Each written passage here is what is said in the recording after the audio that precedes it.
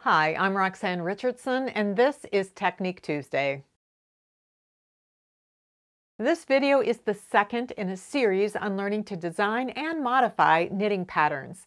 Today, I'll discuss how to combine multiple stitch patterns in the same project in a variety of scenarios. These swatches were all knit with the same yarn, the same needles. I cast on the same number of stitches, 20, and knit them all for 20 rows. And what you can see is that each of these, which were knit in different stitch patterns, ended up being a different size. Different stitch patterns result in different gauges. Often it's the stitch gauge that's different, and so that will affect how wide something is. But sometimes, as in the case with these stitch patterns, it affects the row gauge. Let's take a look first at the situation where you might be working in horizontal bands. So you're working in the same stitch pattern for the whole row or the whole round. Then you want to switch to another stitch pattern that has the same gauge, but the multiple of stitches that you need might be different from one pattern to another. So this scarf is a little lace sampler scarf. I wanted it to be about 6 inches in width, and so I knew I needed about 30 stitches for this. So you can see that this has 3 multiples of its stitch pattern. This is one where you wouldn't necessarily know, but it's like a two stitch multiple. This one has only got 2 multiples. So it really varied how many stitches were in each of those multiples. And it turned out that most of them I could get exactly the same stitch count, but I couldn't for the ones that was at the end. So these are all of the different stitch patterns I was working with. The one that was like a little eyelets all the way across had a multiple of 2 stitches. And then I needed an extra one to create the symmetry to make a flat pattern symmetrical on both sides. So they all had a different multiple, and they all had varying amounts of how many stitches I had to add. If you don't understand this +4 or +3, I talked about it in the last video, which I will link to down below. So I could work out that I could get 31 for each of them, but the one that was at the bottom edge needed 33. You have to transition from one pattern to another. I elected to have a 4-row transition where there's this garter ridge in there, but every pattern was ending with a stockinette, a right side stockinette, and also there is stockinette at the base. I just did a make one increase in that first stockinette row. Now, things are a little different when you're working in the round. You don't need those +1 or +3 stitches. You just need your full repeat. So just with the same stitch patterns, if I were working them in the round over the same approximate number of stitches, which would be a very narrow tube, but you can see that I get 30 for this one, 30 for that one, but then I have 27, 28, and then 32 for this one. So then you have to decide, is that discrepancy more than what you want to deal with over such a small number of stitches? Do you want to go that far in each direction? So let's look at something that's more realistic for working in the round, something like a cowl or a sweater, where you might have those horizontal bands of stranded color work. Everything's going to have the same stitch gauge because you're working in stranded color work for everything. But again, you might have different multiples for the stitch patterns from one band to the next. So as an example, say we wanted a sweater that was 40 inches in circumference, and we have a gauge of 6 stitches per inch. That means we need about 240 stitches. So then we can say, well, if we had a stitch pattern that was a multiple of 2, I would need exactly 120. If I had 3, I would need 84, it's 60, etc. So you can get exact multiples of these. But then you start looking at, like, if I had a multiple of 7 stitches, I couldn't get exactly to 240. I could get to 238 if I did a multiple of 34, or I could get to 245 if I went up and did a multiple of 35. So 238 is pretty close to 240, so that might be acceptable if I had a pattern that I really liked that had a multiple of 7 stitches. There's another 242 here. We've got a 238 and a 238. So we've got lots of options if we wanted a 240 stitches or something close to that. So when you're looking through your stitch dictionary, I've got here a book on traditional fair owl knitting, and in the back there is a stitch dictionary of all different kinds of patterns. At the bottom of the page, this is telling me how many stitches are in a repeat. It's showing me the multiple repeated a number of times so I can see what it's going to look like. But it's a 5-stitch repeat. So if I found something that had a multiple of 7 stitches that I really liked, I could get pretty close to that 240. So then what I would do is when I was transitioning from one horizontal band to another, there's usually a row of a single color, is that I could work an increase or decreases in that row or round before I started working the pattern that had the multiple that was a little bit different than the band before it. The next example we're going to look at is when you are working all of your stitches in one stitch pattern all the way across in a horizontal band, and then you switch to a stitch pattern that has a very different stitch gauge. This sweater is an example of that. We have a cable pattern here, and then we have a moss stitch pattern up here, and they do not require the same number of stitches in order to achieve the same width. So this sweater actually has 3 horizontal panels. It's got the ribbing and then the cables and then the moss stitch, but we're going to talk about ribbing a little bit later. In this case, the cable pattern is actually 3 different panels of the same cable pattern. So each of these panels has 15 stitches across here. And because you have to knit all 15 of those stitches, we look at these cable panels, or lace panels would be the same way, is that you have to use that number of stitches. So we look at how wide it is. And in this case, these cable patterns, they do have 15 stitches and they're 2 inches wide. So that means we have 6 inches. We've got 3 of these cable patterns and it's a total of 6 inches wide. There's also a selvage stitch here along the edge, a plain column of stockinette that I put in there so that when I picked up for the button band, I'd have a nice clean line of stitches. So there are 46 stitches altogether here, 45 for the cable patterns and then 1 for the selvage stitch. What I have to do across here is give myself 6 inches worth of moss stitch, and this has a gauge of 6.25 stitches per inch. And I need 6.25 stitches for every inch that I need, so I multiply that by 6 and I get 37.5. So I either need to do 37 or I need to do 38. And then again, I want that extra selvage on the side. The number you decide on is going to really be dependent on what's going on with the rest of the sweater and the other parts that you are joining it with. In my case, I chose to go down to 37 stitches plus that extra one, so I had 38. So what I had to do at that transition, there were a couple of rows of reverse stockinette here, is that I had to decrease 8 stitches evenly across here. And I had to do that for each of the other parts. I had to do that for the left front as well, and also across the back there were about twice as many stitches that I needed to remove. This was something that you do based on stitches per inch, and it's something that's very easy to add an extra stitch or eliminate it because the repeat is so small. But with the cable patterns, I was stuck with the entire 15 stitches for each one, but that gave me the total width that I would then apply to this section up here.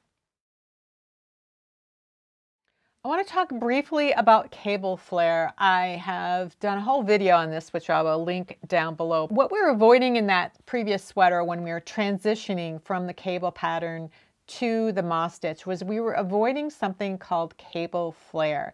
So this is a swatch where I looked at the number of stitches I needed for my cable pattern, and that's what I cast on at the bottom edge. And I knit a stitch pattern that was very different in gauge for my border. And then when I transition to the cable pattern, you get this kind of ruffled effect.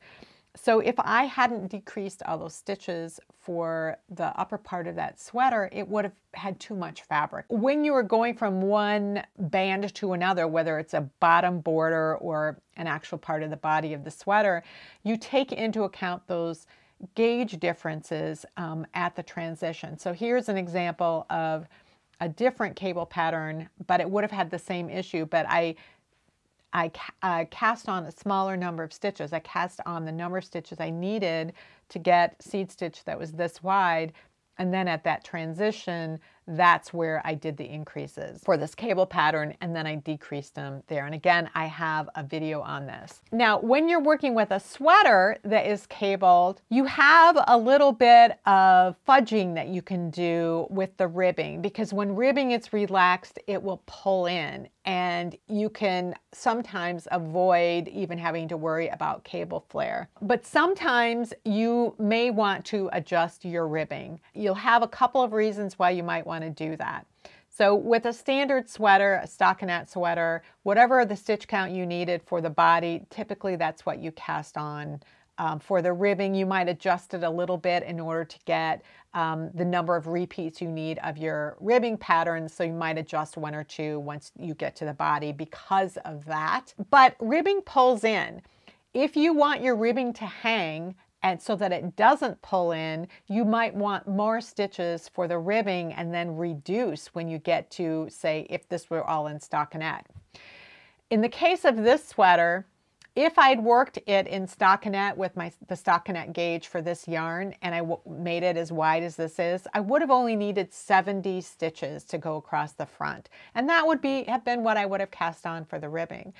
But this cable pattern pulls in so much that it needed 102 stitches. That's 50% more, nearly, than what I would have needed for stockinette. When I looked at the pattern photo for this, I could see that this ribbing was bulging out at the bottom. So I knew I wanted maybe more than 70 because I really didn't want the ribbing to pull in. I just wanted it to hang, but I knew I needed less than 102.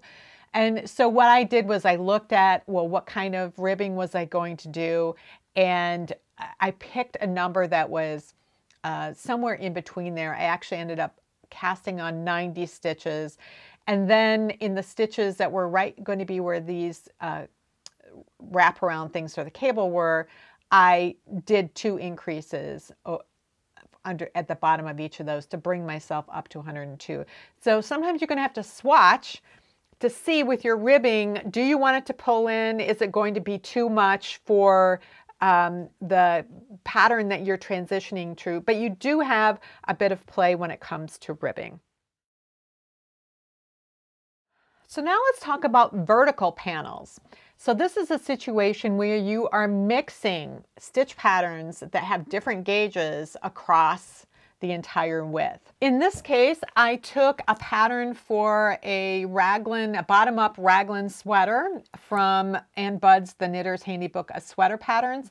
These are, basic stockinette patterns in different gauges and all different sizes, from child all the way up to adults. And then I wanted to put this traveling twisted stitch pattern up the center. Because this is a panel, it needs to be an exact number of stitches. I can't just add a couple of extra stitches or reduce a couple. I have to have all of these stitches. So I swatched this to see how wide it would be. And it turned out it was 4 inches wide. So what I had to do was remove 4 inches of stockinette from this sweater and replace it with the 4-inch panel. So what I need to do is look at, in this 4-inch panel, how many stockinette stitches would there have been?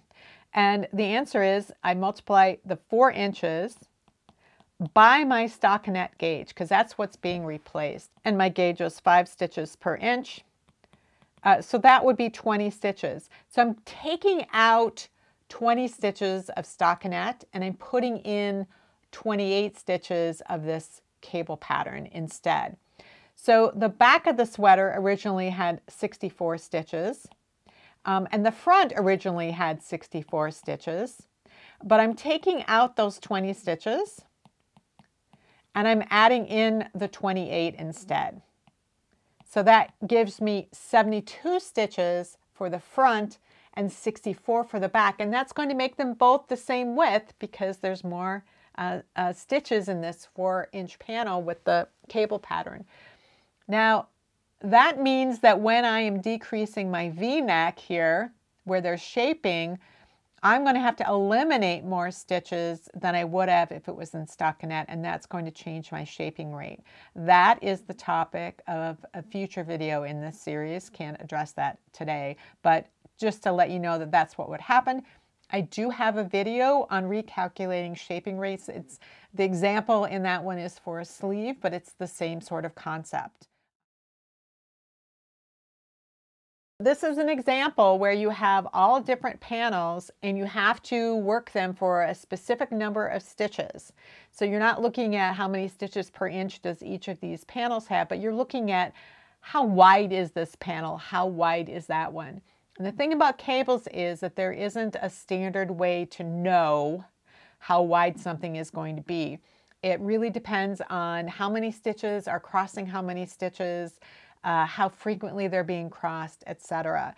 So in this kind of situation where you have multiple different panels that are of different cables, and then this filler stitch on the side, the way you approach that is you do a really big swatch. So this is that central panel right here, and sometimes it's, you know, it's one big panel instead, but this is the central panel, and then these are all of the cables that are going to the side.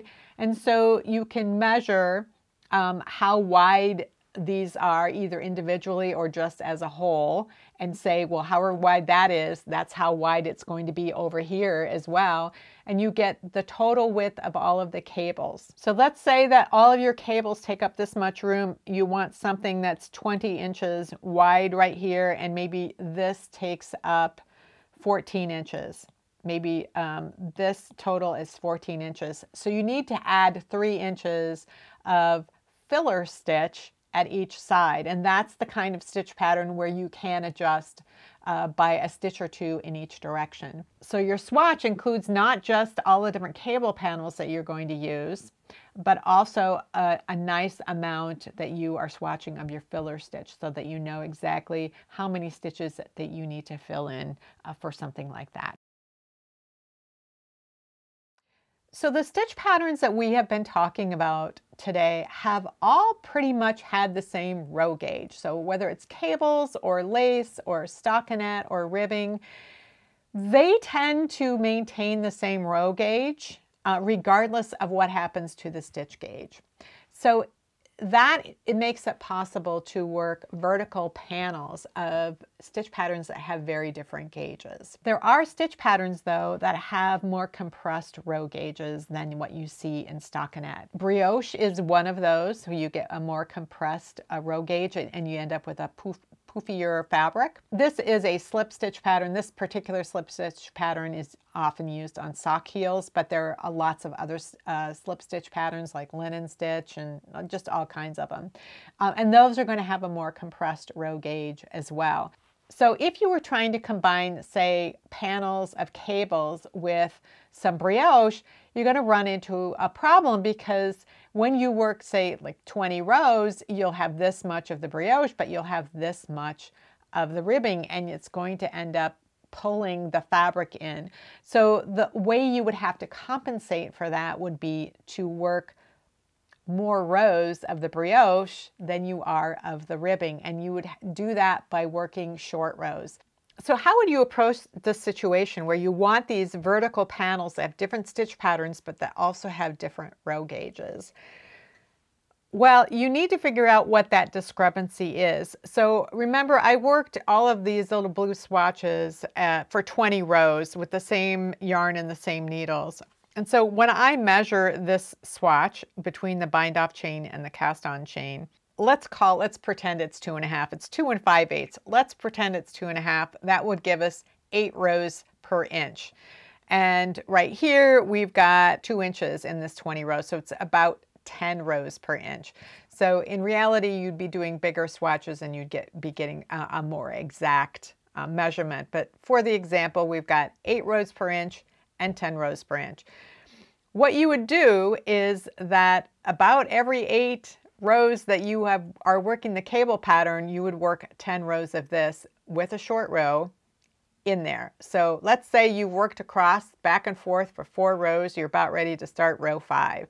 So you work across the cable pattern in row 5, Then you switch to brioche, you work across, but when you get to the end of the brioche panel, you do a short row turn, come back, do another short row turn, and go back. So now you've just worked 3 rows across the brioche pattern for the 1 row that you worked in the cable pattern. So that would make up that discrepancy, and you'd have to do that every inch of the pattern. You'd have to add those extra 2 rows in the brioche pattern. It isn't something that I really see. I'm sure somebody has done it at some point, but it isn't something you see just because of the difficulty. It's much easier to add mass increases across a horizontal band to change the number of stitches you have when you're working with different stitch gauges. It's just a lot trickier to add extra rows going up the panel in a situation like this. There is a stitch pattern that is frequently combined with stitch patterns that have a row gauge that's similar to stockinette, and that is garter stitch. So this is an example of a swatch where I did not account for the cable flare. So however many stitches I needed for these cables, I cast on for the garter stitch, and that caused the fabric to flare out. And you can see that the garter stitch then really wanted to compress. But when I made some changes, first to when I decided to do my first cable crossing, but also compensated for the difference in the stitch gauges, then I got something that was the appropriate width across for all of these cables. And the garter stitch doesn't really cause it to pull down and flare out. So when you see that flare, it often isn't because the garter stitch gauge, row gauge is pulling down. It's frequently because the garter stitch at the base is too wide for the rest of the swatch or the rest of the project. So garter stitch is very much like ribbing, where it's very easy for it to just stretch to the right amount that it needs to accommodate the rest of the stitch patterns around it. This sweater that I showed you earlier had diamonds that had garter stitch in it as well as stockinette.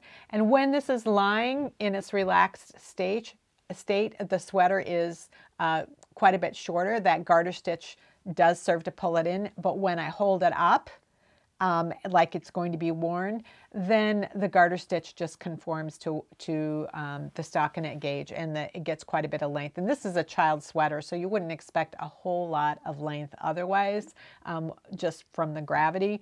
But you do get more because of the garter stitch that ends up stretching out a bit. Well, that's it for this week's Technique Tuesday. The next video in this series will cover shaping while maintaining a stitch pattern.